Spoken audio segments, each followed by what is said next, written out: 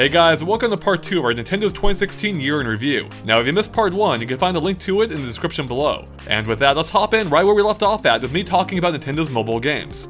We got Miitomo, Pokémon Go, which you can count as a Nintendo game to varying degrees, and we'll get into that, and Super Mario Run.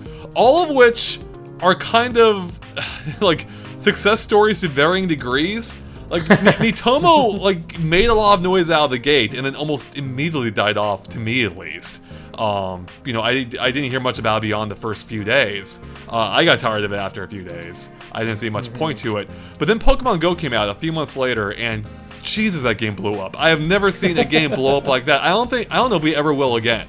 That might have been a once in a lifetime thing. That was just ridiculous. Like, it was a perfect storm. It combined the nostalgia people had of 20 years of Pokemon with mobile being a huge thing now, and that being the first true Pokemon game on mobile. I think it's something we may never see again, and that was huge. And then now we got Super Mario Run, which also did very well, but now we're seeing some backlash to it based on its price and whether maybe that really was a great fit for the mobile market. It was a game I enjoyed, but as one who's not a mobile gamer, maybe targeting people like me isn't who they should be targeting. So there's some interesting stuff there, I think. And you gotta understand, they're not doing terrible. Like, I saw something today where Pokemon Go, for as much as we say that we're not playing it anymore, some people out there are still playing it because it is still the #1 app on iTunes, and Super Mario Run is at number 9. Like, these games are not doing bad for all the backlash, and people of our type of gamers that we're used to are sort of forgetting the games, but the usual regular person still seems to be getting some major use out of these games. Hold up, I totally agree on Pokemon Go. Like, that game could totally go fall off a cliff now, and I would still consider that a huge success story. I mean, no matter what, there was no way they could maintain that user base at its peak. No matter what. Yeah, exactly. There's no way. But it's still #1. Yeah, I mean, I think they could have done a better job maybe even maintaining it, but regardless of their faults since, I mean, that game is a huge success story. Mario Run, are you telling me it's already number 9 on the top downloaded games? Yep. Okay, I don't think that's a good sign. No, I don't think it's a good sign either. Yeah, that's actually really not good. That seems to be falling off fast, whereas Pokemon Go hung out there for a while. And granted, we also don't know what the revenue is. From what I've heard, it seems like it's taking in a similar percentage of, they're converting a normal percentage of users from the free trial to the paid version, I believe, is what I understand is correct, I think. I don't know, or rather, yeah, something along those lines. It's a little bit concerning that's not higher than that, so a lot of people are wondering, like, is Nintendo leaving money on the table? And maybe they are. I don't know if that's a concern of Nintendo's. Like, I don't know if they're more concerned with maintaining the brand integrity of Mario versus cashing in with these free games. And that's even assuming cashing in with a free game, if you want to call it that, would come at the expense of the brand integrity. I mean, Disney does stuff like this, and clearly their brands have no problem. I think Nintendo might continue to have, relative problems in the mobile space if they keep approaching it with a console or handheld-like mentality. What we have seen, whether it makes logical sense or not, we have seen that you can't price games on iOS and Android the same way you can price games for consoles and handhelds. So, for some reason, people seem to be really having a lot of trouble understanding the whole $10 the one-time $10 purchase price thing for Super Mario Run. I'm not really sure how much more clearly they could message that, because it made perfect sense to me. But people, for whatever reason, balk at the idea of spending $10 on an iPhone game, even if it's Mario. And I feel like what Nintendo wants to do to protect their brand integrity runs completely counter to what they need to do to be successful in the App Store and what their investors want them to do, which is, I could see them wanting to have a version of Super Mario Run where you have to buy each world independently. Not the whole game, but that as you beat every world, the game tells you, okay, hey, do you want to pay $2.99 or whatever to unlock the next world? I feel like that would have made investors much happier and probably made the profit margin on Mario Run much bigger. But Nintendo's really trying to keep their brand integrity intact, which is going to both work for and against them. Real quick, I'm looking at the top list here. Okay, so Mario Run is still #1 for the free downloads. It's number 9 on grossing, so I actually I misunderstood that. I thought it was number 9 in downloads, which wouldn't be good. I didn't look at the differences. I didn't realize that was so different. Yeah, grossing is a little bit less of a concern. I mean, it is and it isn't. It's interesting in that if Nintendo wants to expand their market, charging $10 for Mario may not be the best idea. Especially going on mobile, which I think $10 is a totally fair price. I also realize that is completely against everything people know about mobile gaming. People are used to free now, which is something that Iwata has been talking about for years. They didn't want to devalue their own games, and part of Nintendo's own concern may be, hey, we sell Mario for like $1 or $2, or maybe even free on mobile. Does that reduce the value of Mario on consoles? Like, why spend $60? I can play it for free or just a few dollars. So it's a complicated question because the game is less of a success than it could be if it were free. But then, then they're creating a game I don't necessarily want to play. Because I don't like microtransactions. Right. I don't like those artificial wait times where, hey, wait a day or pay $2 to hop back in the game or get extra lives right now. It's complicated, so I'm really interested to see in how this changes down the line. We've seen 3 different approaches from Nintendo already to mobile. I'm very curious to see what that means for more games coming down the line.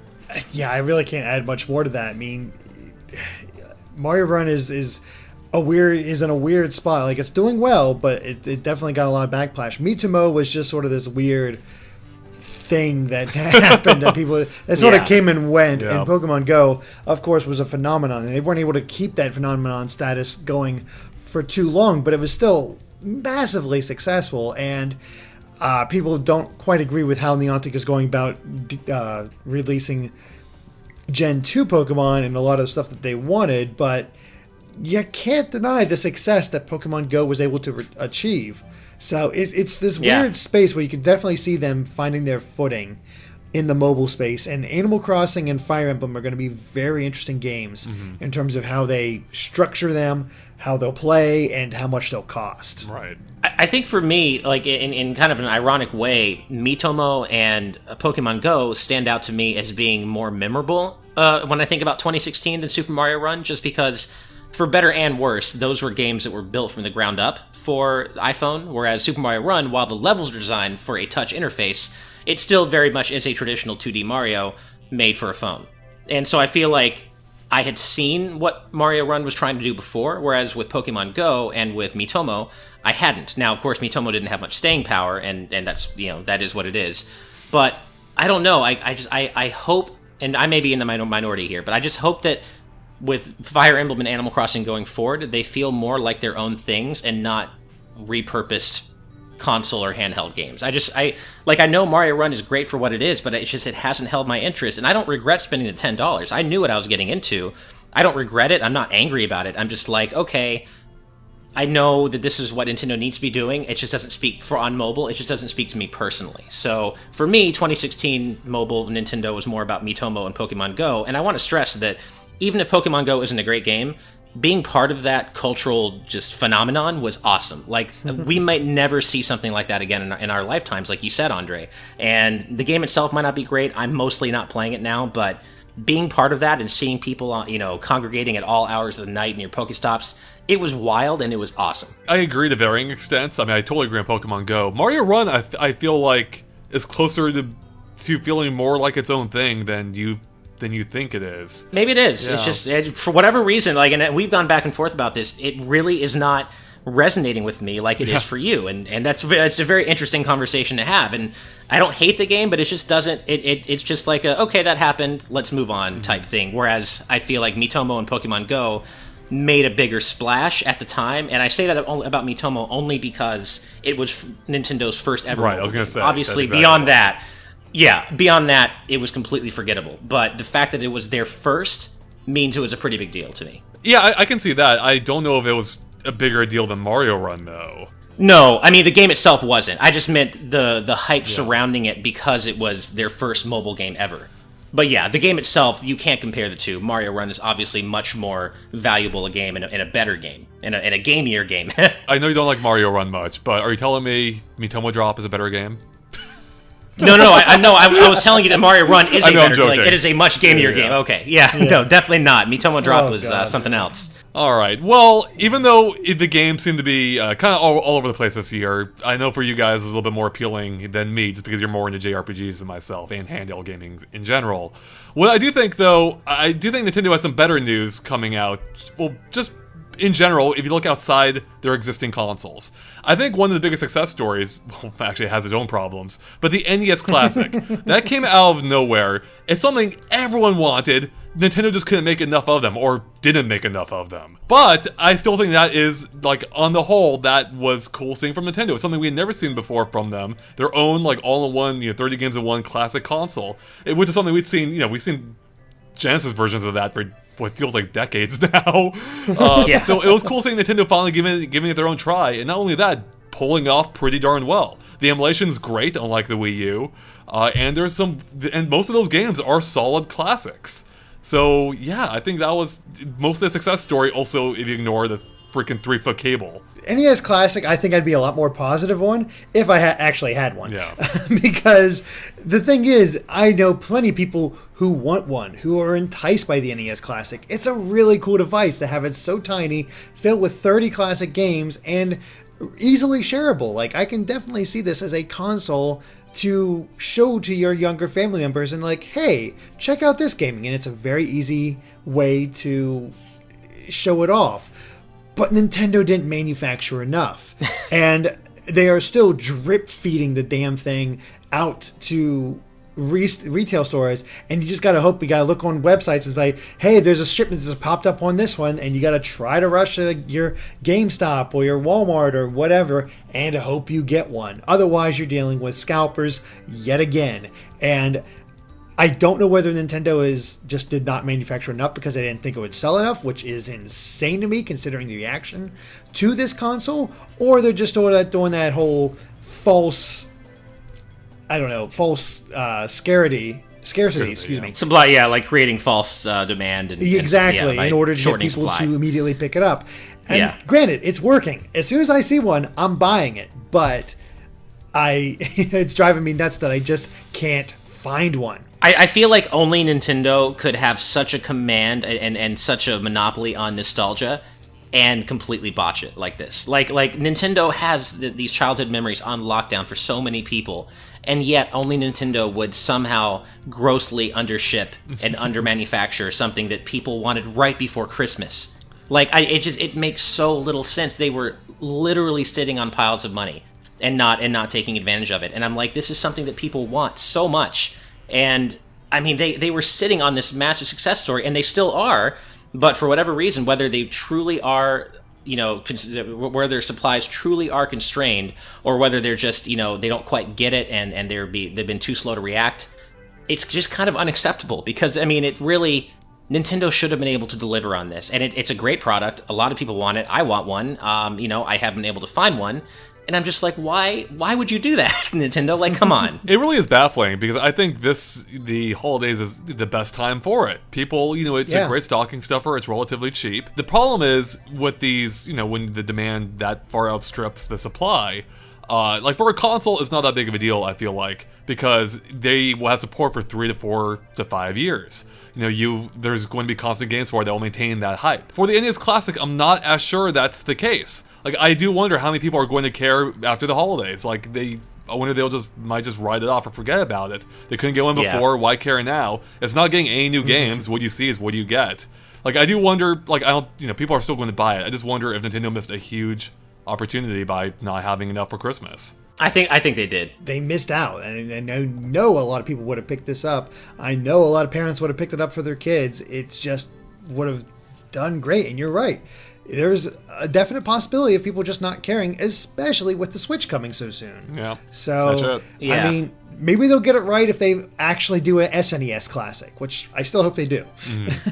I mean, and also because I feel like for a lot of people that nostalgic or those nostalgic Nintendo memories come part and parcel with the holidays. Like, I think a lot of people specifically remember opening their Nintendo or playing their Nintendo for the first time on Christmas morning or whatever you celebrate morning. So like, when with Nintendo really missing the boat on that holiday nostalgia factor, I think you're right, Andre. I think the enthusiasts are going to be people out there who want it anyway. But I think there were a lot of people, like maybe perhaps my own parents actually, were like, we wanted to get this for you because it reminds us of us getting you your actual Nintendo, but we couldn't find one. And they're not going to go out and get one now. They don't care. Yeah, exactly. So they would have gotten that for me, and that would have been an easy sale for Nintendo, but that holiday nostalgia factor's already passed. Very weird. Yep, I don't quite get it. Moving past the classics, with Nintendo looking backward, they're also looking forward, and we got a lot of and we got a few announcements, like, for things coming up in the future. And again, we don't want to get too far into this because, we'll have our own 2017 discussion.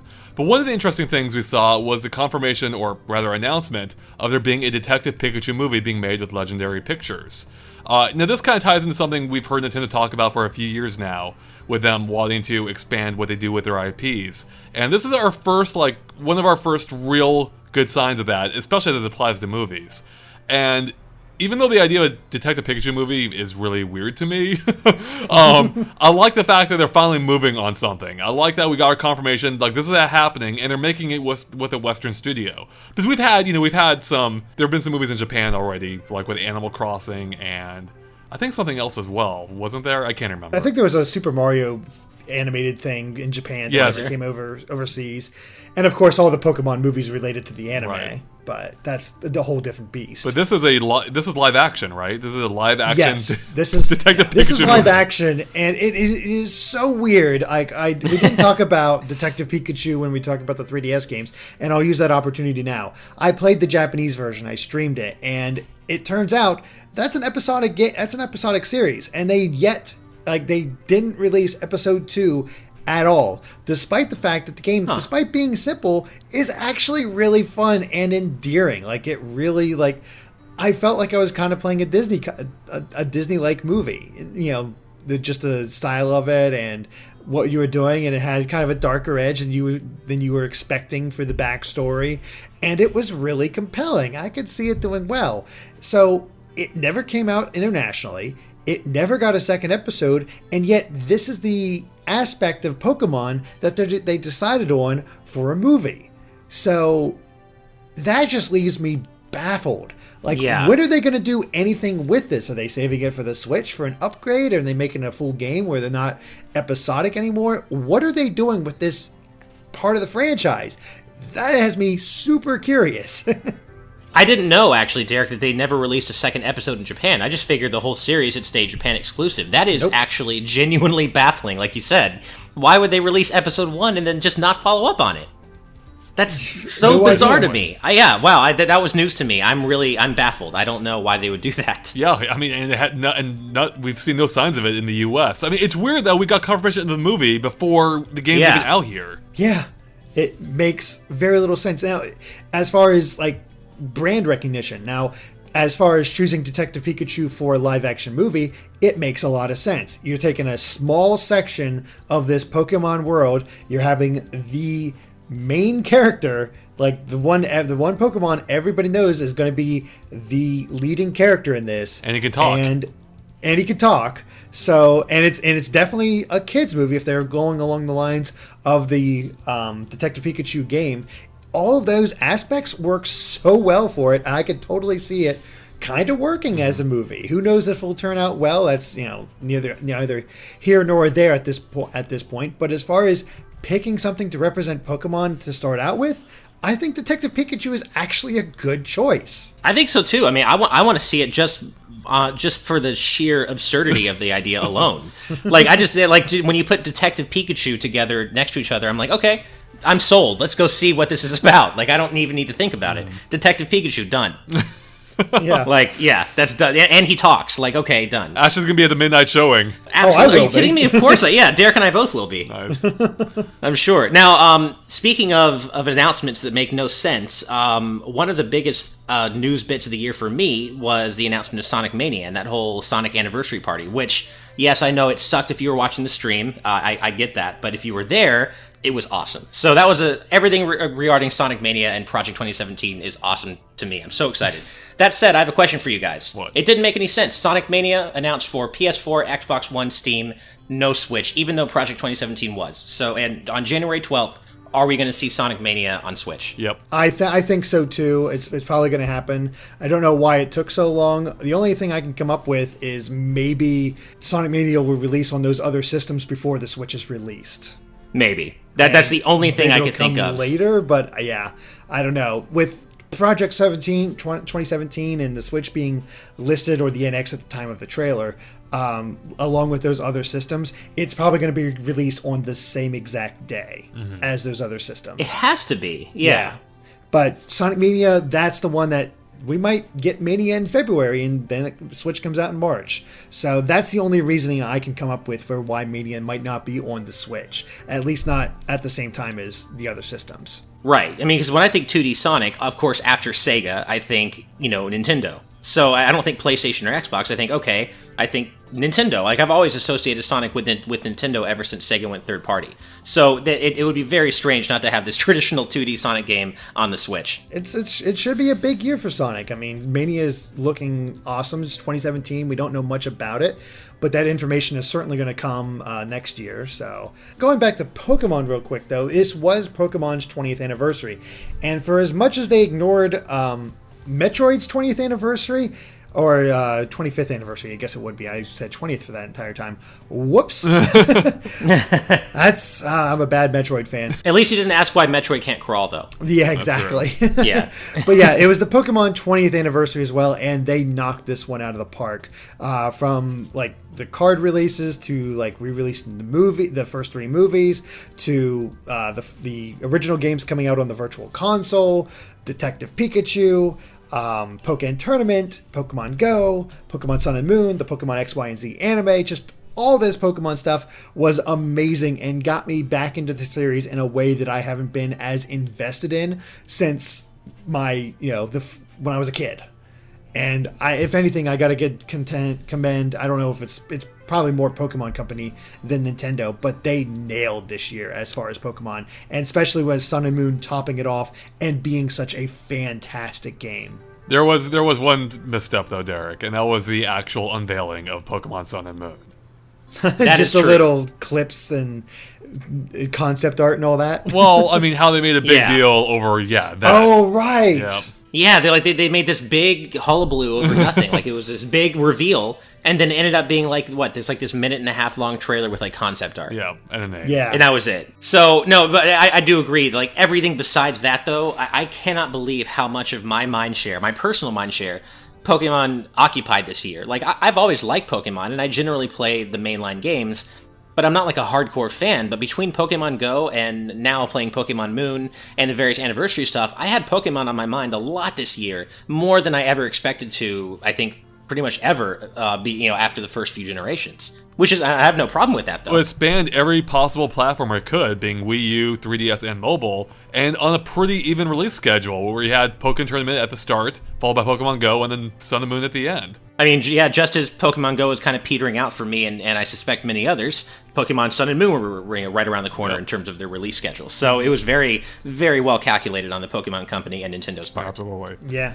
And I guess the whole idea of like putting out all those trailers kind of worked for them. I was a little worried they were showing too much, and they might still have shown too much of Sun and Moon, because I swear I was doing a Pokemon analysis every 2 weeks. It felt like it, yeah. It was ridiculous. I lost track of the amount of times I've done Pokemon analyses this year, and I am so glad the game ended up good after all that work.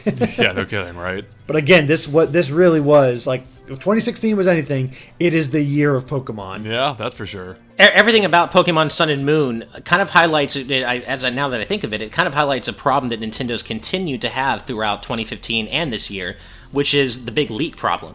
Nintendo is a leaky ship. Yeah. And we've seen that not only with Pokemon, with the whole, how that got leaked before, 2 weeks before release, but also Smash, the Switch in general, the rumors that we continue to hear even now about everything. Which, to be fair, haven't been confirmed, but are probably true. No.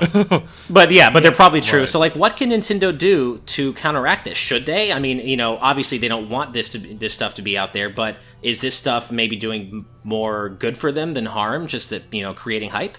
It's impossible to say. I mean, clearly from Nintendo's perspective, I would think they would argue it is, because they don't have control of that. Sure. Of course. Although I don't know that's necessarily the worst thing for Nintendo, given they don't always have the best messaging.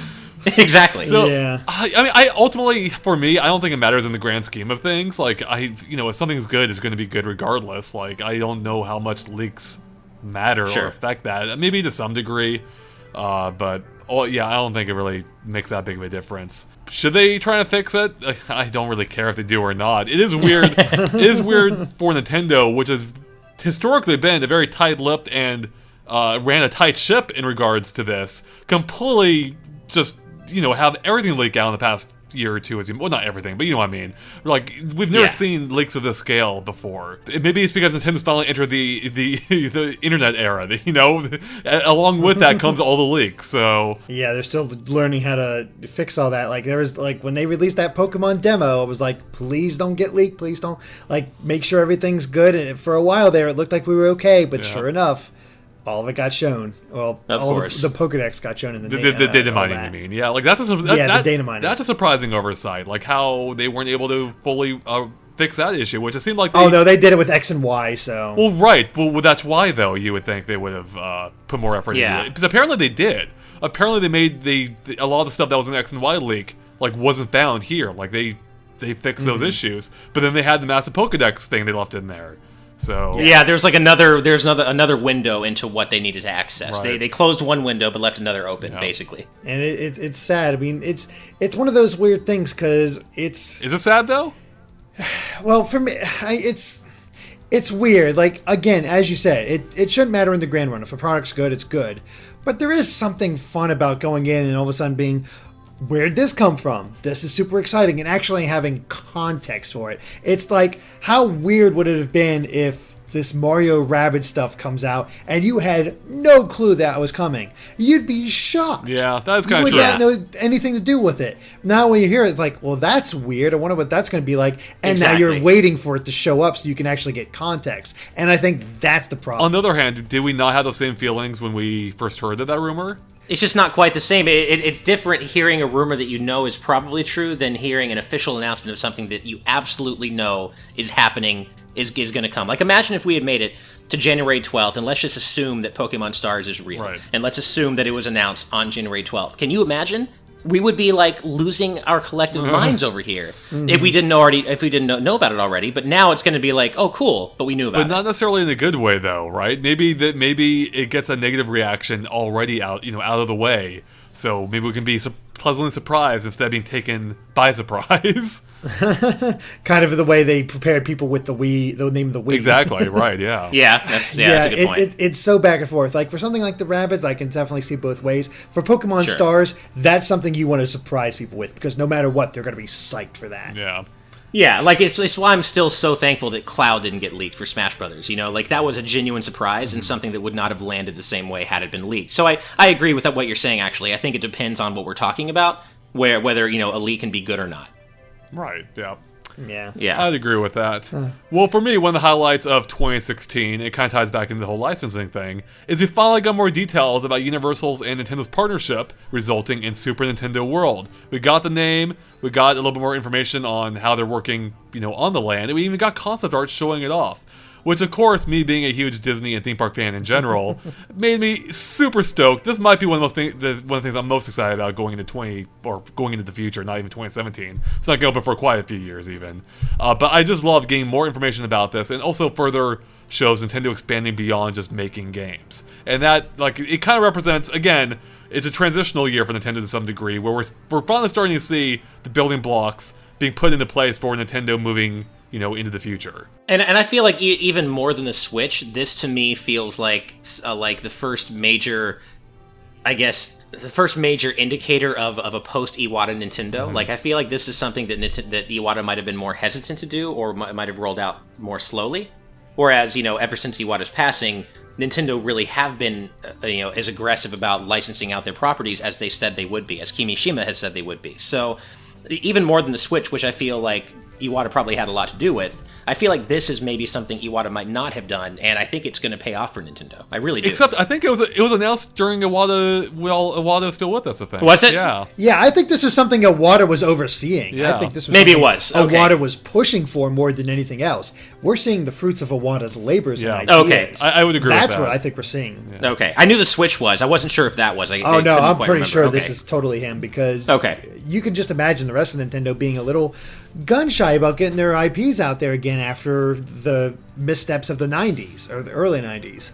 So That's true. Well, the idea of this theme park is just major because immediately you have this thing that parents will take their kids to. And I don't know about you guys when you were kids, but when you went to a theme park, you didn't just go to one section and avoided another section completely. You visited the whole park and tried to see as much as you Yeah. can. So even if the kids aren't able to, like the lines are too long and the kids aren't able to get on the ride, they'll still see all this Nintendo iconography all around Right. that might get them interested and excited. And that is a major factor. It's why Disney and Mickey Mouse is still so recognizable. And Nintendo has some key things here. Like my sister is a major Disney nut, and she's already gotten her son, my nephew, into Disney in a major way.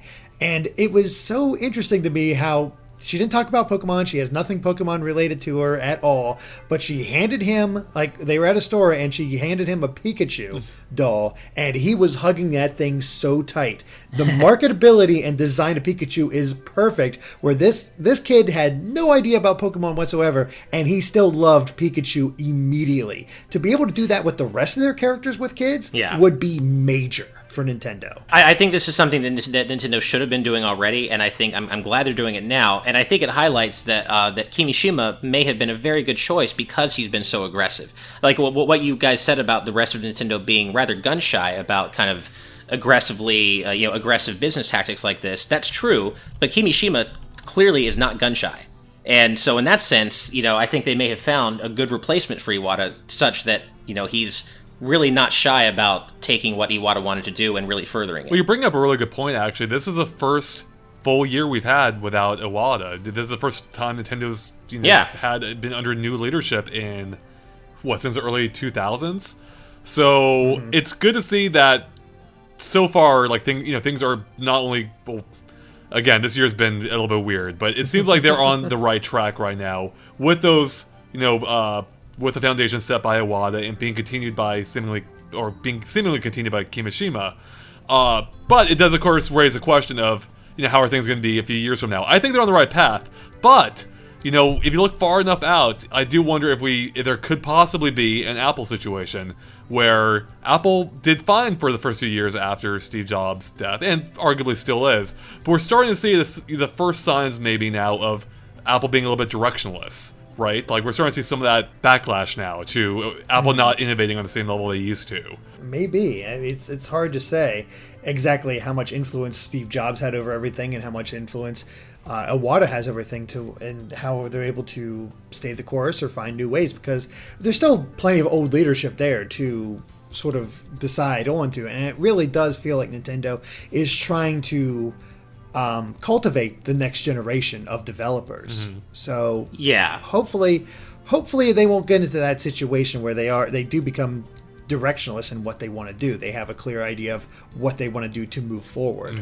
I feel like for as much as Apple does innovate, I feel like they're also they are completely unafraid to iterate as well. Like, they're happy to innovate when they can and where they can, but they'll also release minor iterations of hardware, like we saw with the iPhone 7 and 7 Plus, and they're okay with that too. And I feel like Nintendo as a company has very long messaged the idea that they are not okay with that. Under no circumstances will they just release, or at least under no circumstances now, today, will they just release what everyone else is doing with, like, iterative improvements. I feel like, as long as Nintendo is around at this point, we will only ever see Nintendo trying to innovate and do things in their own way, because it's what they do. Yeah, I mean, and it seems like that they're even taking that to heart in terms of their actual development. Like, there was an interview with Miyamoto recently where he mentioned how he isn't really that involved in the Switch's development. That's in fact been passed off to younger developers. Similar thing with Breath of the Wild as well, where we found out E3 is apparently a younger crew making this game largely.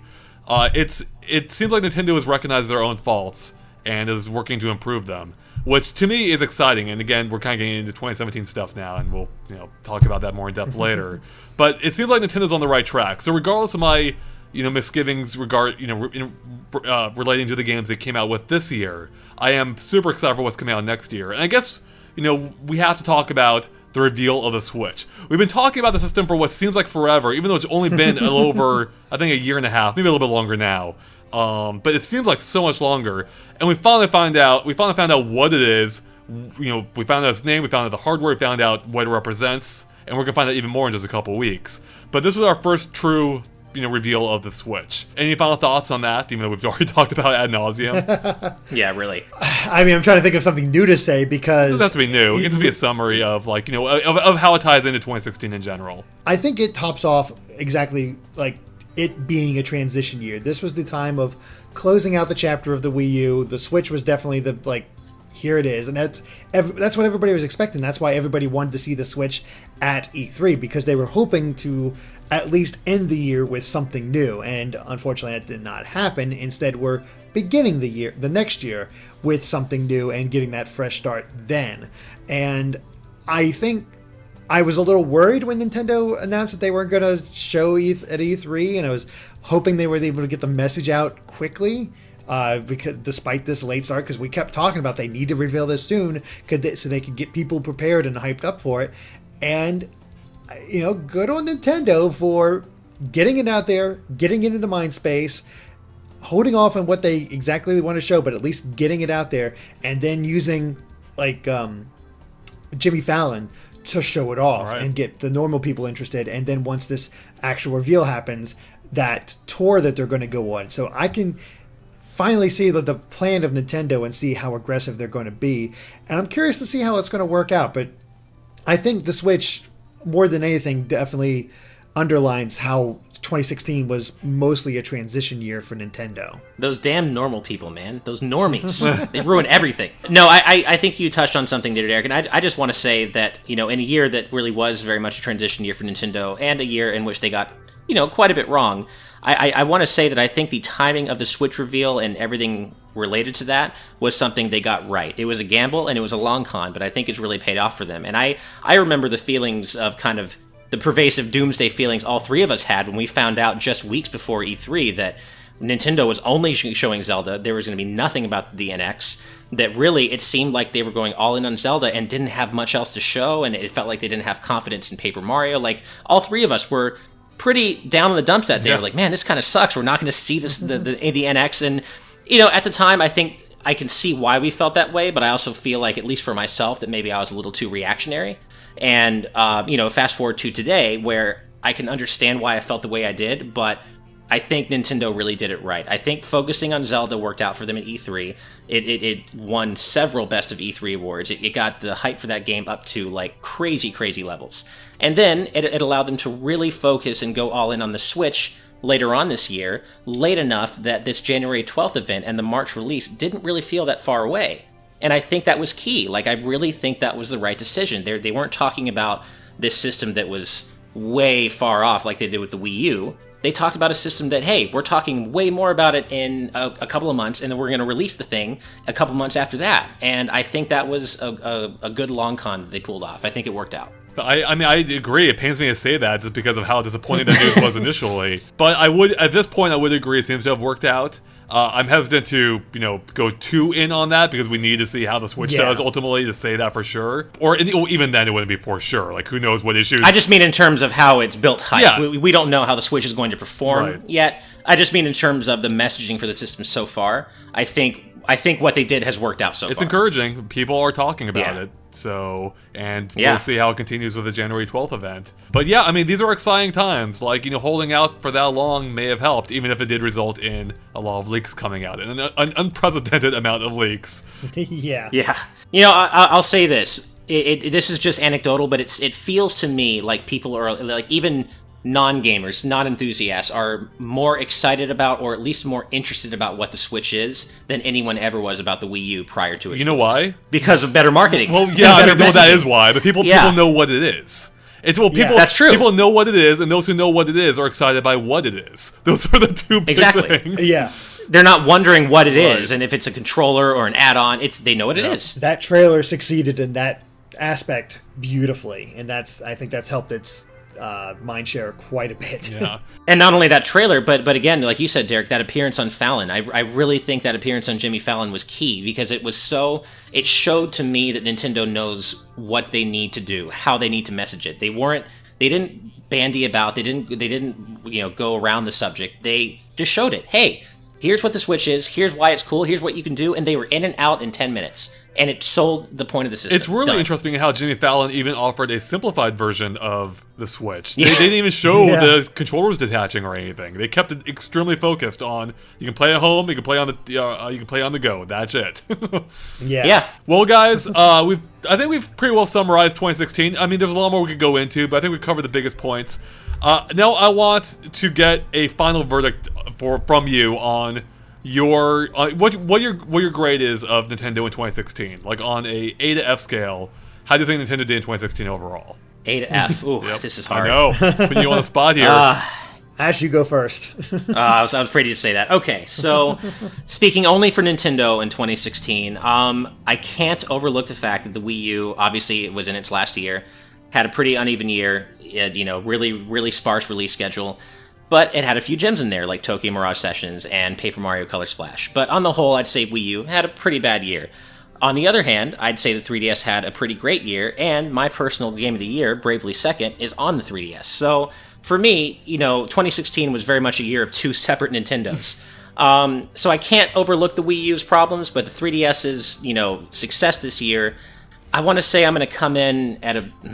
God. I want to say I'm going to come in at a B-.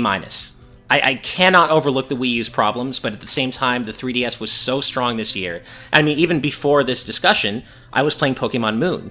So, I mean, I cannot overlook how good the 3DS has been this year, and I'm still playing it. Bravely Second was all I ate, drank, or breathed for like a month and a half, and it absolutely captured my whole life. So, yeah, I guess I'll go with a B-. All right. I mean, you covered a lot of the top topics, I would mention as well. The Wii U had a pretty sad showing. I'd say the bright spots on the system were Pokken Tournament, Paper Mario, and Tokyo Mirage Sessions, with a few, Star Fox Zero was good, sure, but not mind-blowing or anything like that. And I didn't play it. I had no interest in playing it. And the 3DS had an excellent year, especially if you're into the type of games that we're into, and with those RPGs. The DLC was nothing compelling outside of Hyrule Warriors Legends and Mario Maker. I didn't really... Hyrule Warriors I probably would have skipped if it wasn't for me covering the game. Mario Maker, it's free, so whatever. Amiibo was abysmal. But again... it still pulled off, like with those transitions, the Switch reveal, the movie, the Super Nintendo World, and the success of the 3DS and how well it did. I think it pulled it up enough that I don't think it was that bad for Nintendo overall. It's when you get into the nitty gritty, it doesn't look great. So I'd actually have to agree with you, Ash, and I would give this year a B-. Oh, I feel so vindicated, thank God. I was like, am I way off the mark? Should I give it like a C or a D or an A? Oh, okay, good. I feel better. I'm expecting a lower score from Andre just because of his own personal taste. Well, it's tough, right? There's two ways to look at this. There's the general market, how you think Nintendo did in general for everyone, and then yourself as well. We are very subjective, of course, in general. If I were to apply a more general scale, I would give them a C. I think they had a decent lineup on the 3DS, even if it didn't personally appeal to me. I think they kind of botched the Wii U this year, but it had some gems, as Ash mentioned. And then there was, of course, mobile, which they kind of hit out of the park in some respects and kind of dropped the ball in others. And then there was also the general announcements, the Switch reveal, Nintendo World, of course, which I don't know if that matters that much outside of my own personal feelings. So I would give them a C overall in the general market. I think there were some good games out there. I would have hoped for more. The Wii U's death is sad, and could have been handled better, but it is what it is. I also think, one of you said something that reminded me of this. There were almost no major multiplayer games this year, like especially local multiplayer. Yeah, that's true. Which is kind of a big hole. Because as one who's grown up with Nintendo, that's one of my favorite parts of Nintendo games, is playing them with friends. There was nothing filling that hole this year. So for me personally, I would say it's somewhere between a C- and a D+. Like, I feel like C- is too high, D+ is too low. So I need something like right in there. A C minus. Yeah, there we go. Exactly. Yeah. That would do a good job covering it. So there wasn't. I mean, this is the year of the fewest games I really played in any recent memory. Maybe ever since I started playing games. So, but I didn't totally hate those games. I thought Star Fox Zero was a game I enjoyed. It wasn't terrible. I think it's better than a lot of people give it credit for, even if it's not great and it came out at a weird time. You know, in a year they probably shouldn't have been doubling down on the gamepad, but whatever. Yeah. And even Twilight Princess HD, I have to give it credit in the fact that I didn't totally hate it. So. But you brought up a really good point about multiplayer. I hadn't considered that, and I guess and this may be an example of where our own individual biases just creep in without us realizing. But for me, I didn't feel that lack of multiplayer because I'm still playing Smash like with friends all the time. Well, you've been playing online Smash for friends for decades, so. Yeah, exactly. That should not count to this year.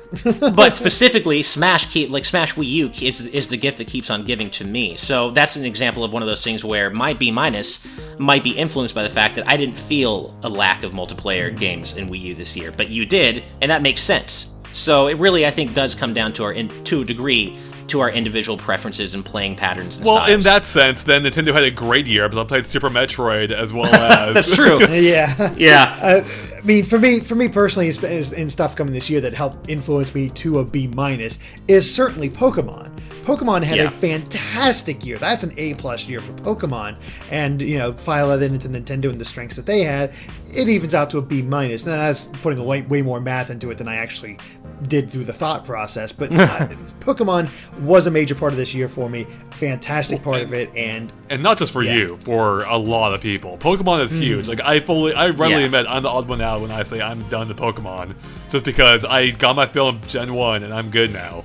But I realize I'm the exception, so... I was like waffling between a C+ and a B-, but then, if it was just the games, I think like 3DS and Wii U, I think I would have gone with C+. But when I factored in the other stuff, like mobile this year, where, both the successes and failures, Pokemon Go by itself, Pokemon Sun and Moon, and the Switch reveal. Like when you factor in Pokemon in general, mobile, how that worked out, and the Switch reveal, and the messaging they seem to be finally getting now, I had to bump it up to a B-. I will say between the Switch reveal, Pokemon, and I would even say Super Mario Run being on mobile, I think they're living 2016, in a pretty good way, and it's setting the stage for 2017, and that's something we'll get into in our upcoming 2017 discussion, where we discuss everything we're looking forward to and what we hope Nintendo does in that year. All right, guys, I think we're about done here, right? Anything else we missed, or is that it? No, I'm good. I'm good. All right.